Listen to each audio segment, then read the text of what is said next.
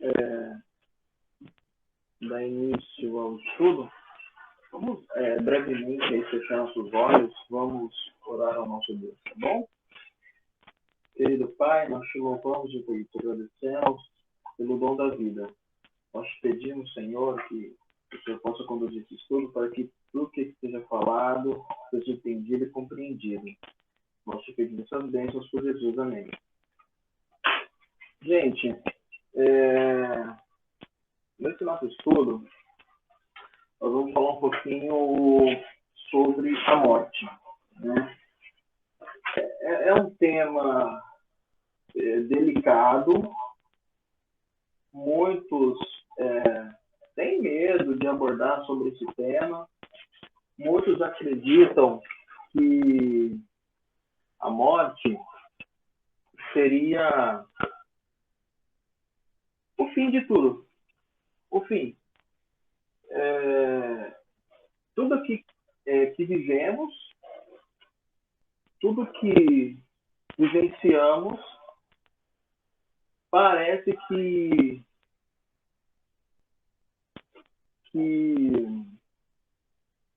tem o seu fim ali na sepultura. E a Bíblia, ela nos traz algumas, vamos assim falar, esperanças sobre a morte, certo? Nossa cultura, ela foi influenciada muito pelo conceito platônico dualístico, né? Que é um conceito platônico que diz que nós temos um corpo mortal, um corpo mortal e uma alma imortal, né? Ou seja, quando a gente morre, há uma separação do corpo, que é corruptível, que não presta, e a alma imortal, ela sobrevive, ela vai para um outro plano. A nossa cultura foi influenciada por esse pensamento de Platão. Mas será que é isso que a Bíblia prega? Será que é isso que a Bíblia ensina sobre a morte, né? Deus colocou no coração do homem a eternidade. Isso é fato. Quando nós somos criados originalmente, né, e eu menciono a história de Adão e Eva, eles foram criados condicionalmente imortais. Ou seja, desde que eles obedecessem a Deus, eles não morreriam. Deus deixou bem claro que eles poderiam comer de todo o fruto do jardim, exceto aquele que se encontrava ali na árvore que ficava no meio do jardim, que nós denominamos a árvore que daria ciência sobre o bem e o mal. Deus precisava testar a fidelidade dos seus filhos, né? Até porque Deus, quando os criou, os dotou de livre-arbítrio. Não era a intenção de Deus de que seus filhos o obedecessem por medo ou obedecessem através de ou por uma forma mecânica. Então Deus deixou que eles pudessem fazer suas próprias escolhas. E infelizmente eles escolheram pelo caminho errado. Eles escolheram o caminho errado. E através dessa escolha, o pecado adentrou no mundo, né? Vamos assim podemos, né, classificar. E através dele veio a morte, né? Que é uma situação que ser humano nenhum gosta e que nós temos uma grande esperança de que quando Cristo voltar, ele vai eliminar por completo o mal. Mas, enquanto isso não acontece, nós temos que viver com esse tipo de situação, com o sentimento de perda e etc. Estamos aqui nessa batalha entre o bem e o mal, em que alguns dos seus filhos não passarão pela morte, enquanto outros, infelizmente, irão morrer. E esse estudo vem justamente mostrar o que vai acontecer com aquelas pessoas que morrem. E interessante, quando Jesus esteve aqui, Jesus fez uma comparação muito interessante sobre a morte. E o que seria a morte para Jesus? Se você pegar a sua Bíblia aí e abrir no livro de João, capítulo 11, versículos de 11 a 13, Jesus ele compara a morte a um sono. Na ocasião, Lázaro havia morrido e muitos ficaram tristes, porque eles não tinham a correta concepção do estado do ser humano na morte. E Jesus, através desses palavras que nós vamos ler aqui, ele faz uma comparação, né? Ou talvez até um eufemismo, né? Para dar uma notícia triste, suavizada. E assim Jesus disse: veio para o que era seu e os seus não receberam. Mas a todos quantos o receberam, Deus o poder de terem feito filhos de Deus, a saber, ao que creem no seu nome, os quais não nasceram do sangue, nem da vontade da carne, nem da vontade do homem, mas de Deus. Eu acho que o texto está totalmente fora de contexto. Não tem nada a ver com o que eu quero falar aqui. Eu confesso que eu me ative a um outro tipo de estudo e eu não revisei esse slide. Mas eu vou pegar rapidinho o que Jesus escreveu aqui sobre Lázaro. Na verdade, o texto é João 11, de 11 a 13. O texto está correto, mas a projeção não está correta. Então, nós vamos ver aqui na Bíblia, tá? Diz assim: disse isso e continuou: nosso amigo Lázaro dorme, mas eu vou despertá-lo. Responderam os discípulos: Senhor, se dorme, melhorará. Jesus estava falando da sua morte, mas os discípulos pensavam que ele se referia ao repouso do sono. Os discípulos, inicialmente, eles imaginaram que Lázaro estava dormindo. Tanto é que eles disseram: olha, se ele está dormindo, então ele vai ficar melhor. Mas não. Jesus utilizou esse eufemismo para dar uma notícia pesada de uma forma bem suavizada. Falando assim: olha, Lázaro, ele está dormindo. E é justamente esse o estado do homem na morte. Parece estranho, a princípio, de que aqueles que morrem, eles estão dormindo. Vamos dar um exemplo aqui rapidinho. Quando você dorme, você deita, você não vê o tempo passar, você fica no estado, vamos assim falar, de inconsciência. Você deita, por exemplo, às 10 horas e acorda às 7, parece que você só fechou e abriu os olhos. E foi a esse estado que Jesus se referiu a Lázaro, né? Quando Jesus foi abordar sobre a morte de Lázaro. Olha, está num estado de inconsciência. É claro que ele não estava ali com as suas funções vitais ativas, mas ele estava num estado de inconsciência, morto. E a pergunta que não quer calar: sobre a mortalidade e a imortalidade. E aí? Será que nós, seres humanos, somos mortais? Será que nós somos imortais? Qual que é a condição do ser humano? Segundo a Bíblia, será que o ser humano, à luz da Bíblia, o ser humano, ele é mortal ou ele é imortal? Se vocês se recordam, logo ali no começo, eu disse que o ser humano ele foi criado condicionalmente imortal. E quando o ser humano pecou, a morte passou aí a conviver conosco. Logo, nós não somos imortais. Até então. Se vocês se lembram de algum dos estudos passados, eu comentei que somente seremos imortais no momento da glorificação.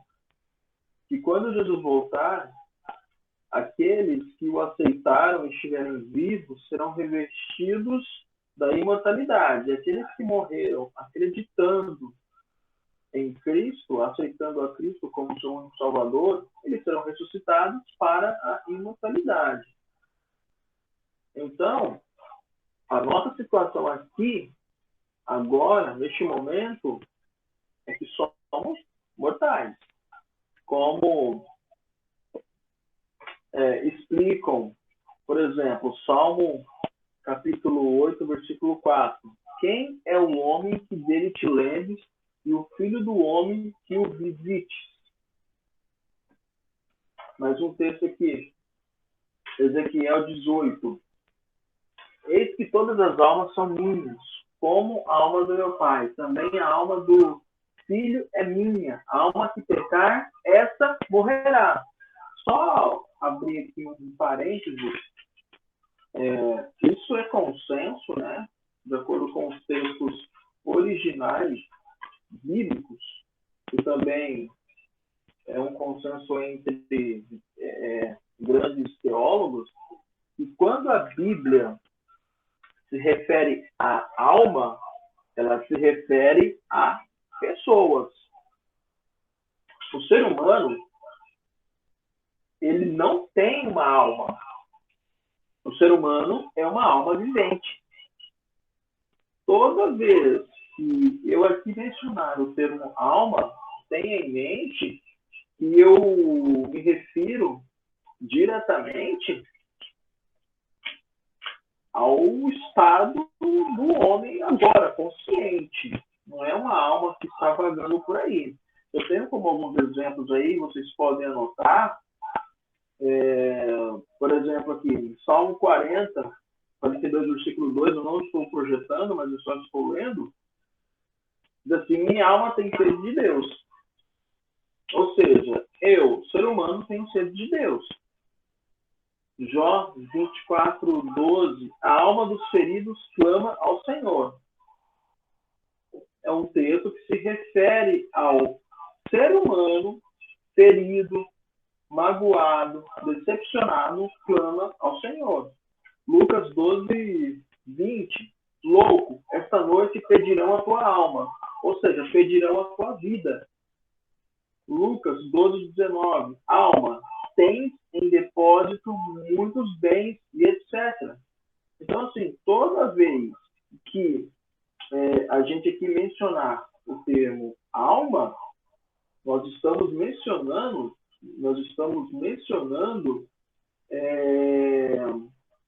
diretamente ao ser humano. Alguém quis falar alguma coisa? Apareceu aqui, alguém quer falar alguma coisa? Acredito que não, né? E continuando a leitura aí do texto de Ezequiel, agora o versículo 20, ele fala assim, a alma que pecar, essa morrerá. O filho não levará a iniquidade do pai, nem o pai a iniquidade do filho. A justiça do justo ficará sobre ele, e a perversidade do perverso cairá sobre este. Mas no texto, tudo fez Deus formoso no seu devido tempo. Também pôs a eternidade no coração do homem, como eu havia mencionado logo lá no começo. Quando Deus criou o ser humano, ele colocou a eternidade no coração dele. a vontade dele viver uma vida eterna, dele ser imortal. Só que, como eu disse e repito, o ser humano escolheu pecar. E aquela condição de imortalidade, ela foi perdida. Aliás, se a gente voltar lá nos relatos de Gênesis, a gente consegue identificar as primeiras contrafações, ou seja, as primeiras mentiras de Satanás. Satanás direcionou ao ser humano. Porque Deus, ele foi bem enfático quando ele conversou com o primeiro casal.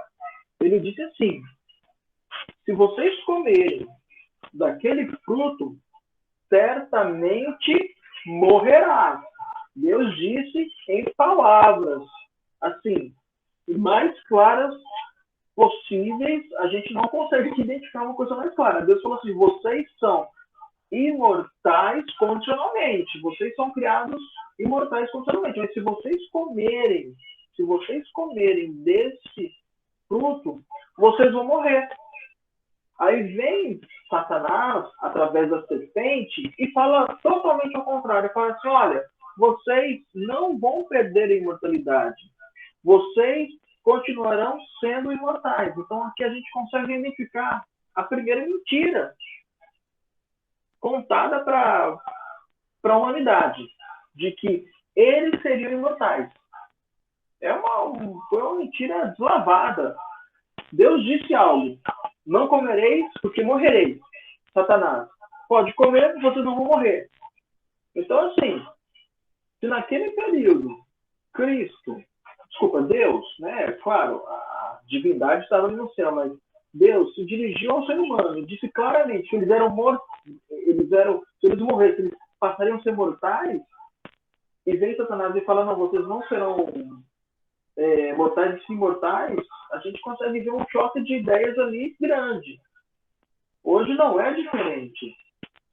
Infelizmente, nós temos muitas crenças de que nós somos imortais, que a gente pode reencarnar, ter diversas chances, né, durante a nossa vida. Eu vou tocar nesse assunto um pouquinho mais para frente, mas nós temos que ter em mente o seguinte: a primeira mentira contada ao ser humano foi essa: você é imortal.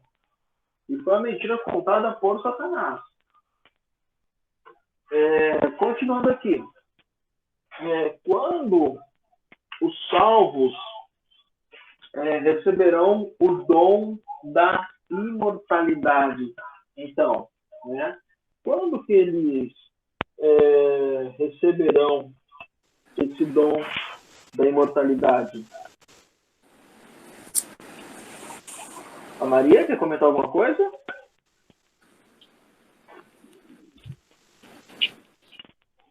Acho que não, né, Maria? E continuando aqui.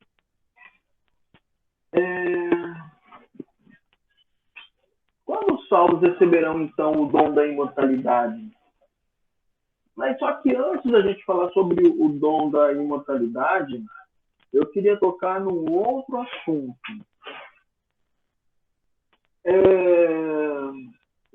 Eu acho que a gente fez alguns comentários rapidamente no estudo anterior.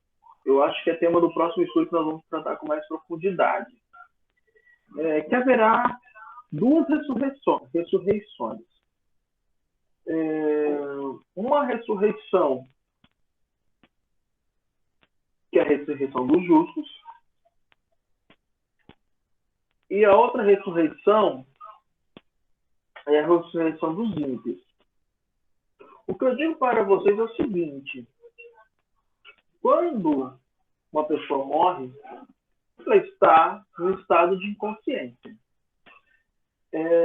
Ela não vai para o céu, que nem o próprio Jesus foi para o céu quando ele morreu. Nós vamos também tratar sobre esse assunto. Nem Jesus foi para o céu quando ele morreu. Na verdade, já adiantando aqui, a história do ladrão da cruz,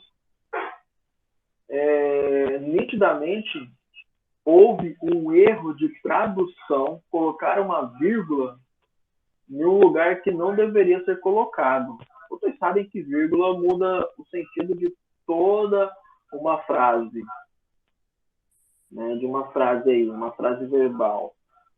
E quando Jesus disse ao ladrão, na verdade, te digo, hoje estarás comigo no paraíso. Eu pronunciando dessa forma, sem nenhuma vírgula, você entende que Jesus estava prometendo o céu naquele momento para aquele ladrão na cruz. Mas se nem o próprio Jesus foi para o céu, como que ele poderia prometer isso? O que se tem de concreto, e quando a Bíblia foi traduzida no grego, eles escreveram um texto de forma corrida. Existia uma vírgula logo após o hoje. Então, o texto correto é o seguinte: na verdade, digo hoje, vírgula, estarás comigo no paraíso. Ou seja, essa vírgula depois do hoje muda todo o sentido da palavra. Primeiro, como eu disse, se a gente pegar todos os ensinos da Bíblia, a gente não tem uma noção clara de quem morre e vai para o céu. À exceção daquelas pessoas que nós sabemos, né, que já estão ali no céu, que é Enoque, Elias e Moisés. Elias? Eu acho que eu falei correto. Se alguém souber, por favor, me corrigir, porque vem na minha mente agora. Mas é Enoque, né, que ele foi transladado. Moisés, ele foi ressuscitado, levado para o céu. Agora o terceiro, eu esqueci quem foi o terceiro. Bom, resumindo, em todo o ensino da Bíblia, a gente não tem outra menção de que pessoas que morreram foram para o céu. E Jesus não podia também prometer uma coisa que nem ele mesmo iria para o céu naquele momento. Então, essa vírgula faz toda a diferença na frase. Na verdade, digo hoje, na verdade, digo agora. Estarás comigo no paraíso. Né? Então, quem morre não vai para o céu. Quem morre não vai para o inferno. Tampouco para o purgatório. Muito menos reencarna. A Bíblia ela é enfática nesses 3 pontos. A gente quer tratar cada uma aqui em seu devido lugar, em seu devido momento. A gente tem vários textos bíblicos, e depois eu vou ter que explorar alguns com vocês, não trouxe todos, que falam sobre inferno e demais situações. Só que a gente tem que ter em mente uma coisa: isso foi o nosso primeiro estudo. A Bíblia é totalmente traduzida. A gente tem que levar em consideração os originais. Então, por exemplo, quando na Bíblia eu encontro a palavra inferno, ou ela vai estar se referindo ao Sheol, Hades ou Geena, que são as palavras em seu contexto original para traduzir para traduzir ou para significar sepultura. Então, todas as vezes que você está lendo a Bíblia, se você encontra a palavra inferno, se você for no original, ou é Hades, ou é Sheol, ou é Geena. Todas as palavras remetem à sepultura, um estado de consciência. Eu vou querer depois, antes de terminar aqui, trazer alguns textos, né? Por exemplo, a parábola do rico e do Lázaro, né? O próprio nome diz, parábola. Mas, por enquanto, vamos dar continuidade aqui à sequência para a gente continuar. Mas eu vou comentar com vocês aqui. Eis que vos digo o mistério. Nem todos dormiremos, mas transformados seremos todos. No momento, num abrir e fechar de olhos, ao ressoar da última trombeta. A trombeta soará. Os mortos em Cristo ressuscitarão incorruptíveis. Nós seremos transformados. Porque, e continuando, né? Porque é necessário que este corpo corruptível se revista de incorruptibilidade e que o corpo mortal se revista de imortalidade. E quando este corpo corruptível se revestir de incorruptibilidade e que é mortal se revestir de imortalidade, olha aí, bem claro, hein? Então se cumprirá a palavra que está escrita: tragada foi a morte pela vitória. Denis, Sim. tem como você desligar o microfone do outro computador que tá dando um pouquinho de retornos? Bem pouquinho, lá no fundo só. Deixa eu ver aqui, calma aí. Que acho que é o que dá E outro agora? retorno. E agora, continuou? Agora tá certo, agora deu bom. Mas se continuar, me avisa, tá? Tá bom, pode deixar. Obrigada. E... Deixa eu ver. Agora, tá certo agora, né? Tá certo. Ah, tá certo. Então, o que acontece depois da morte? Já que quem morre não vai para o céu, não vai para o céu, não vai para o inferno, não vai para o purgatório, não reencarna, o que acontece então depois da morte? Eu fiz uma... Um julgamento, Valdemir. Então, assim, depois da morte, como você tem, vai para o céu e para o inferno. Então, há um processo de julgamento para depois ir para um desses dois? Então, Maria, na verdade, quando o ser humano morre, ele já está julgado. O seu destino já está selado. Como eu disse, quando Cristo voltar, nós vamos ressuscitar. Ou para a morte eterna, ou para a vida eterna. Não quer dizer que depois que você morre, você é julgado. Não, quando você morre, você já está julgado. Nós vamos estudar, sim, esse tema, que é sobre o juízo, que são 3. Por exemplo, neste momento agora, nós estamos vivendo um juízo investigativo. O que é o juízo investigativo?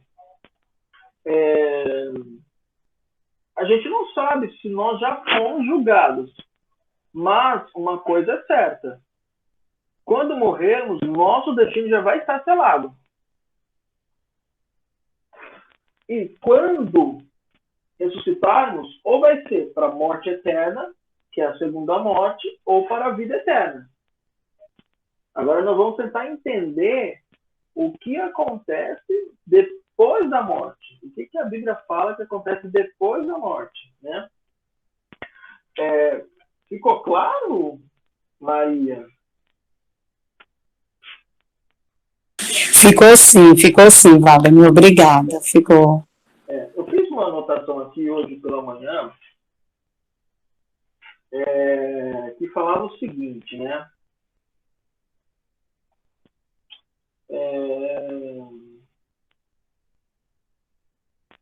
Quer ver, Maria, só para completar aqui o raciocínio da sua pergunta, no livro de João 5, 28 e 29.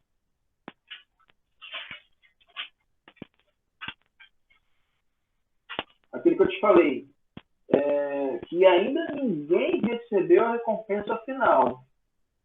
Ou seja, ou a perdição, né? Ou a salvação, por ocasião da morte. Ninguém ainda recebeu, só quando Cristo voltar é que ali a gente vai receber a nossa recompensa. Ou a salvação ou a perdição. João 5, 28 e 29. Fala assim, ó: não vos maravilheis disto, pois vem a hora em que todos os que estão nos sepulcros ouvirão a sua voz e sairão. Os que fizeram o bem sairão para a ressurreição da vida, e os que praticaram o mal para a ressurreição da condenação. Ou seja, morreu, seu destino já está selado. Você já foi julgado e E somente quando Cristo voltar que você vai receber ou a morte eterna ou a vida eterna. E em relação ao que acontece depois da morte, eu estava lendo um texto hoje pela manhã, eu queria só reproduzir aqui, que fala sobre a morte e a lembrança da vida. A lembrança da vida é o único aspecto da existência humana que sobrevive à morte. Ah, mas como assim? Vamos entender. Essa lembrança da vida, notadamente, é temporariamente fixada nas memórias das pessoas vivas, qual seja um amigo ou um parente do ente querido, né? E esse é o primeiro aspecto, né? Então, temporariamente, isso vai ser mantido na mente dessas pessoas. A pessoa que você conviveu bastante tempo vai ficar na sua mente. E também, essa lembrança da vida, ela é gravada, ela é preservada para sempre na mente de Deus.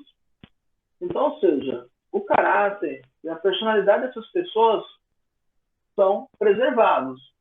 E quando Cristo voltar, e quando essa pessoa ressuscitar, se ela assim optou por entregar a vida a Cristo, lhe serão devolvidos tanto o caráter quanto a personalidade.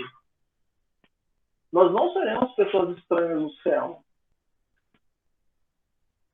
Você será reconhecida no céu pelo seu caráter e pela sua personalidade. E isso vai ficar gravado para sempre na mente de Deus.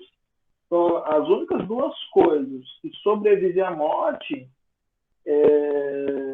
são as lembranças da vida. Temporariamente, na mente de todos os seres humanos que conviveram com aquela pessoa e pela eternidade na mente de Deus.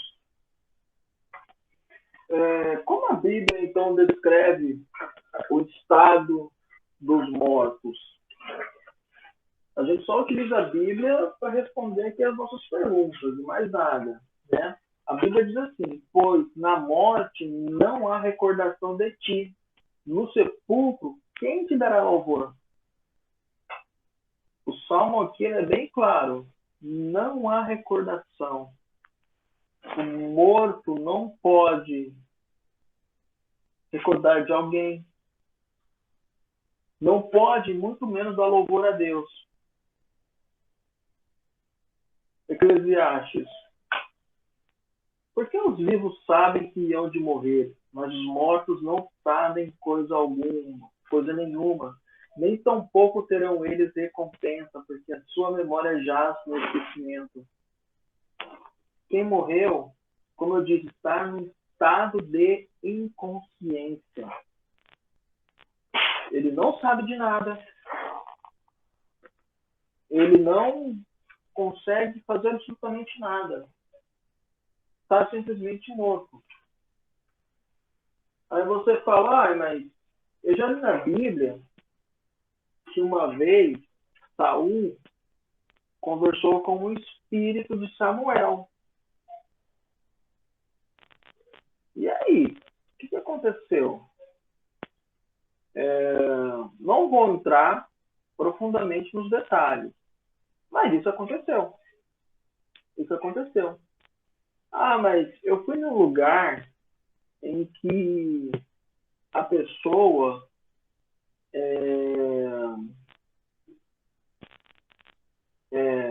chamou meu parente que faleceu e esse meu parente conversou comigo, a voz era igualzinha e etc, etc.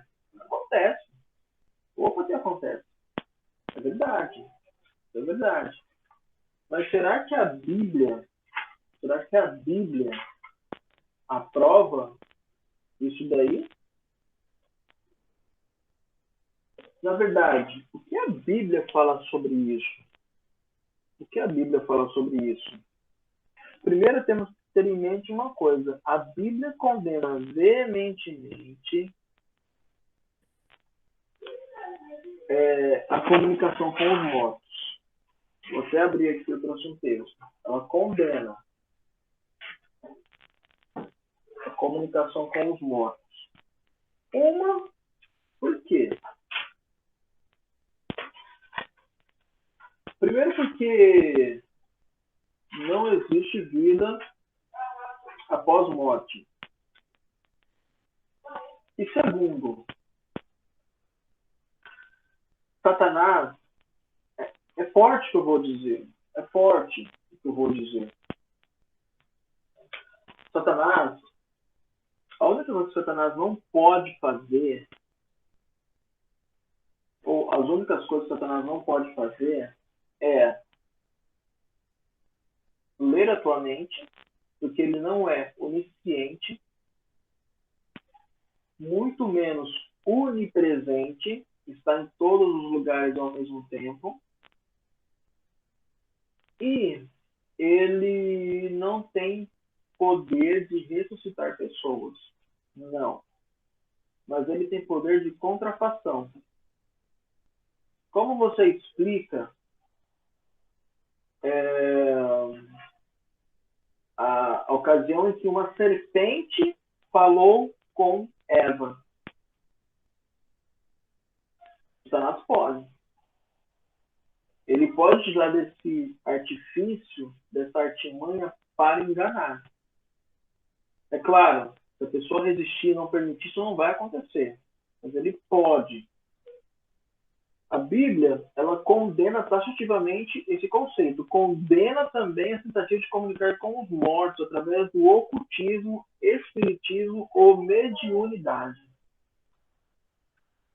Saul, naquela época, Saul estava desesperado. Alguns historiadores dizem que ele estava beirando a loucura, uma doença mental. E ele consultou uma médium em Endor para que essa médium trouxesse o espírito de Saul de volta para ele conversar com Samuel. Samuel era o mentor de Saul. E isso aconteceu. Mas não foi o poder de Deus. Foi uma contrafação satânica. O próprio Satanás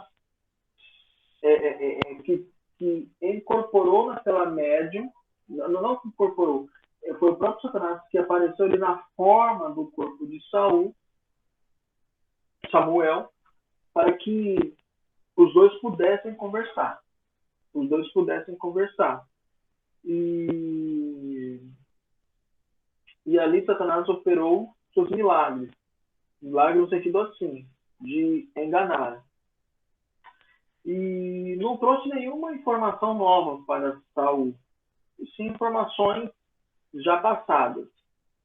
Aconteceu sim esse episódio na Bíblia, mas não diz respeito ao estado do homem após a morte, e sim uma contrafação satânica. É forte o que eu vou dizer, porque eu tenho muitos amigos de outras religiões, amigos espíritas, mas à luz da Bíblia, não é aquela pessoa que está conversando ali com ele, não é o ente querido dele. Infelizmente, é uma contrafação satânica para o engano.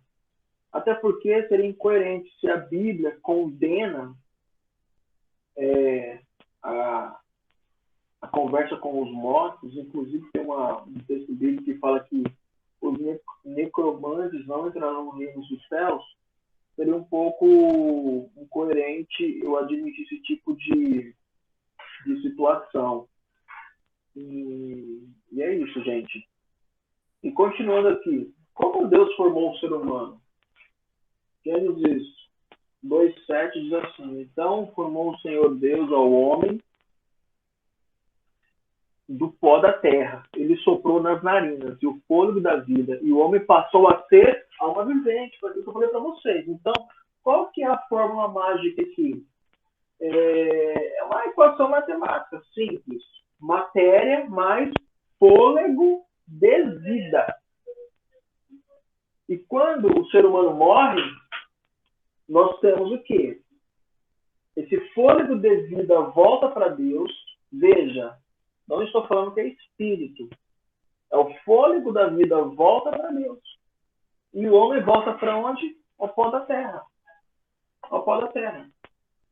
Esse fôlego de vida, ele não fica vagando por aí em algum lugar à espera de uma coisa. Não. A Bíblia é clara. O homem, quando há aquela junção entre matéria mais fôlego de vida, tem-se a alma vivente. E quando o ser humano morre, o fôlego de vida volta para Deus e o corpo o pó, para a matéria. E o que acontece na morte do ser humano? Vamos ler alguns textos aqui. No suor do teu rosto comerás o teu pão, até que tornes a terra, pois ela foste formado, porque tu és pó e ao pó tornarás. A Bíblia é clara. Você veio da terra, do pó, e ao pó voltará. E ao pó voltará.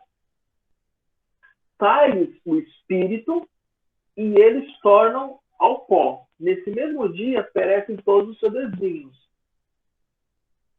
Digo, espírito, fôlego de vida. Não que esse espírito ele tenha consciência. Não é. O que nos traz a consciência são as minhas funções vitais, meu cérebro, etc. É isso que me traz a consciência.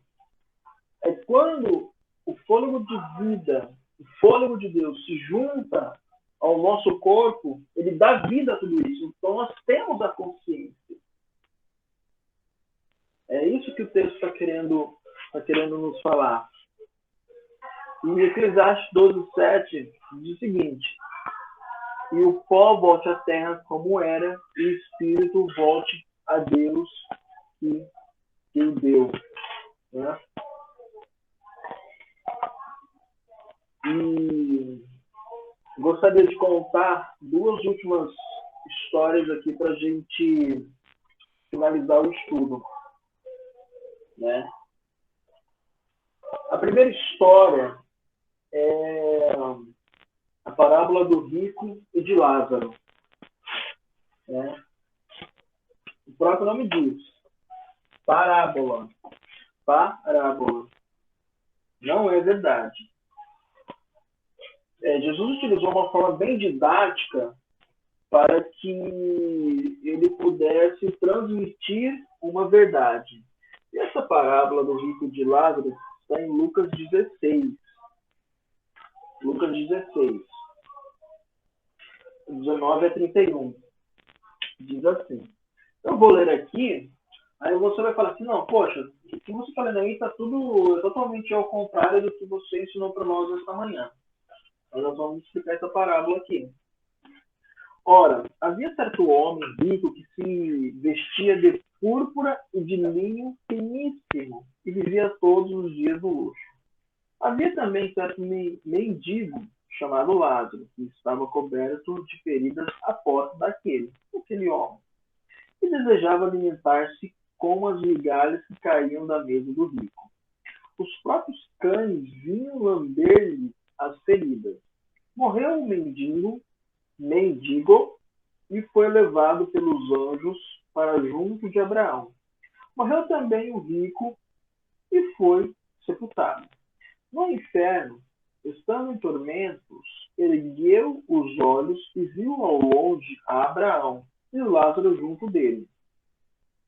Então clamou: Pai Abraão, tem misericórdia de mim, manda a Lázaro que molhe na água a ponta do seu dedo e me refresque a língua, porque estou atormentado nessa chama. Abraão, porém, respondeu-lhe: Filho, lembra-te de que recebeste os teus bens em tua vida, Ao passo que Lázaro somente males, mas agora ele é consolado e tu atormentado. Além disso, tem um grande abismo entre nós e vós, de modo que os que quisessem passar daqui para vós não poderiam, nem os de lá passar para cá.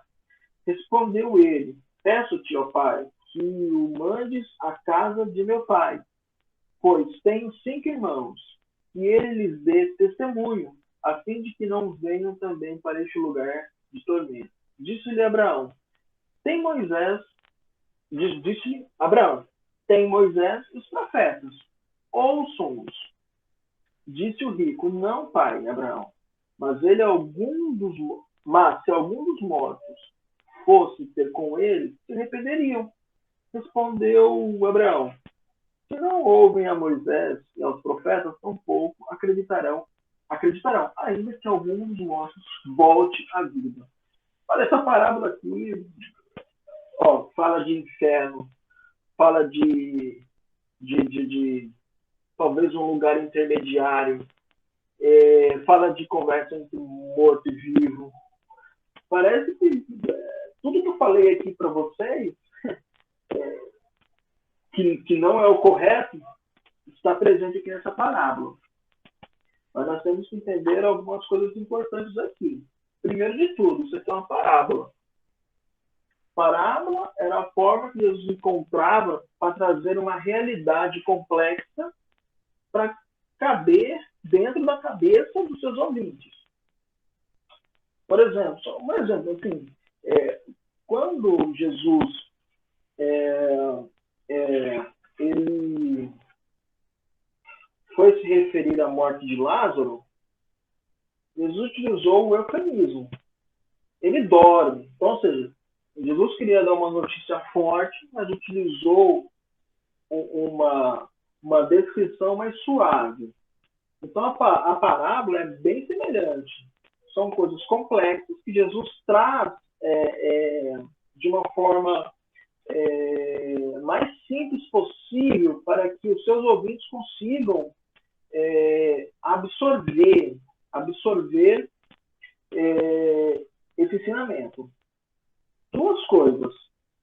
Nesse suposto céu aqui, a gente não tem menção de Deus, não tem menção de anjos, não tem menção de Jesus Cristo, não tem menção do Espírito Santo. Então, daqui não pode ser um céu.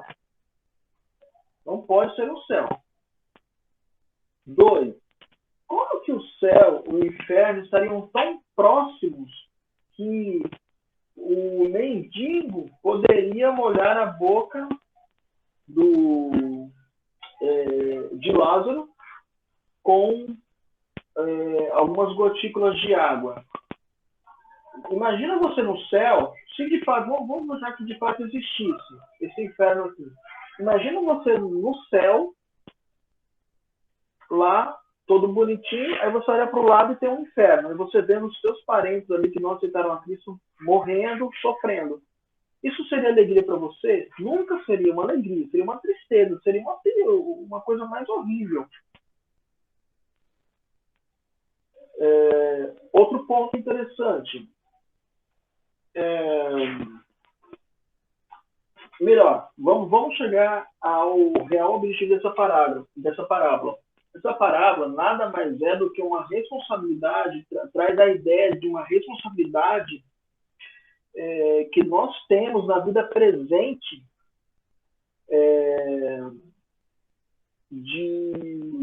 Cadê? Tá aqui.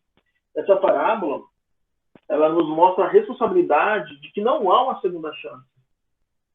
Se nós tivermos que nos arrepender e fazer as coisas certas, o momento é agora. Não vai haver uma segunda chance. Quando nós morremos, acabou. Não tem mais nada a ser feito. Mais nada. Ou seja, a oportunidade para fazer a coisa certa é agora, não é depois. E, para finalizar, a última história. Às vezes você pensa assim, tá, mas o que eu tenho a ver com tudo isso? conta a história de um rei.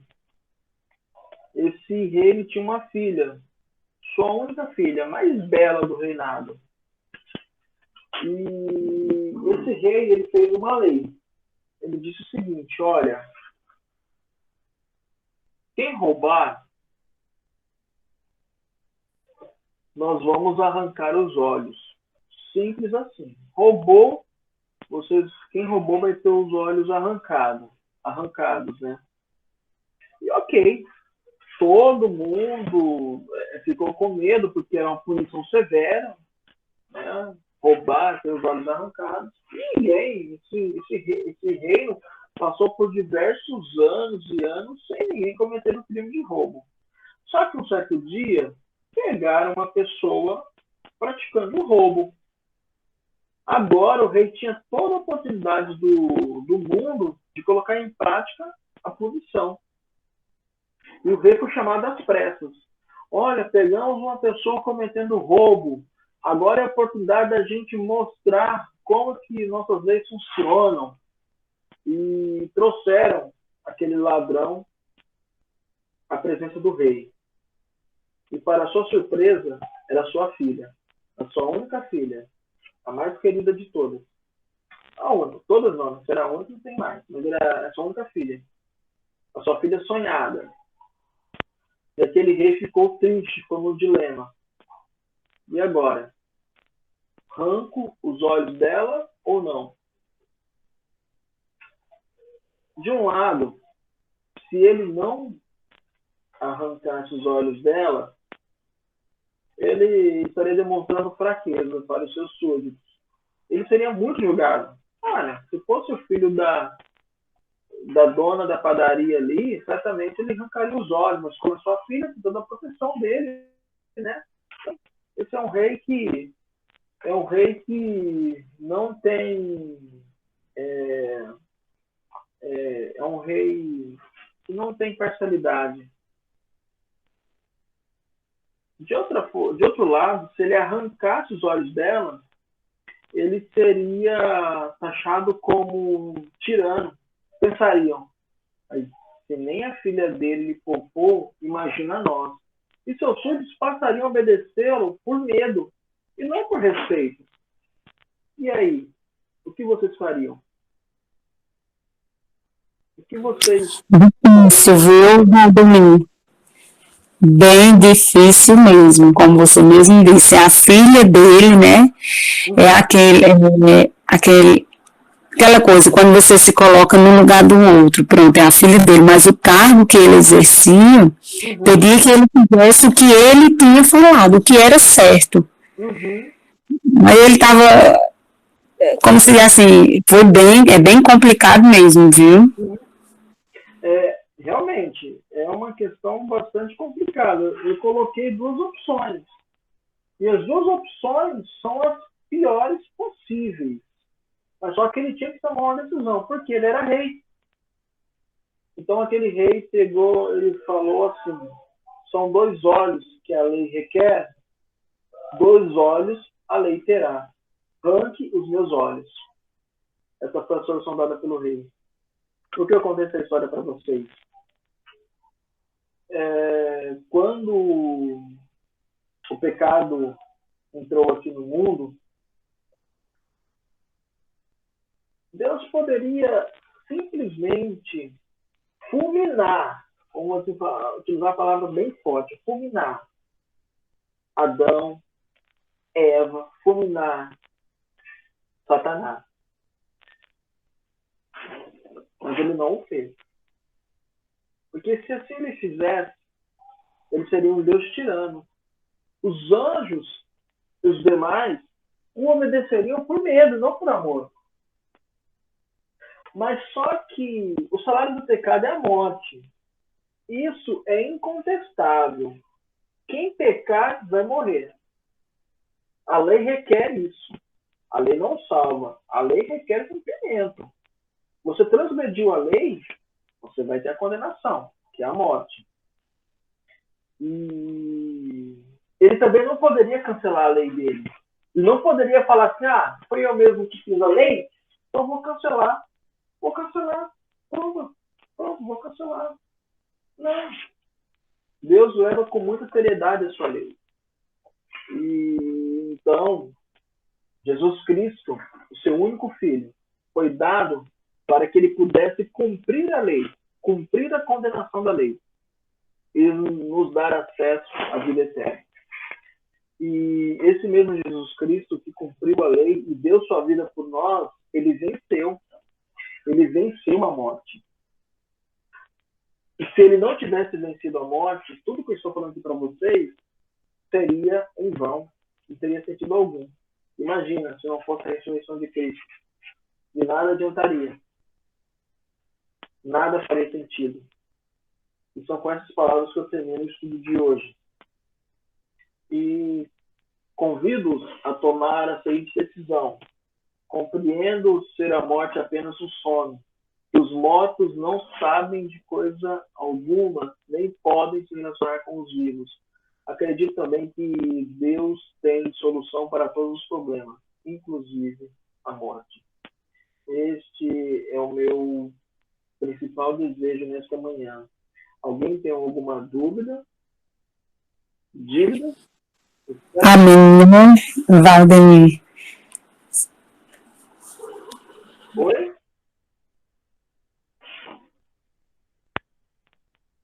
Bom, se nós não temos dúvidas, nós vamos encerrar o nosso estudo com uma oração, tá bom?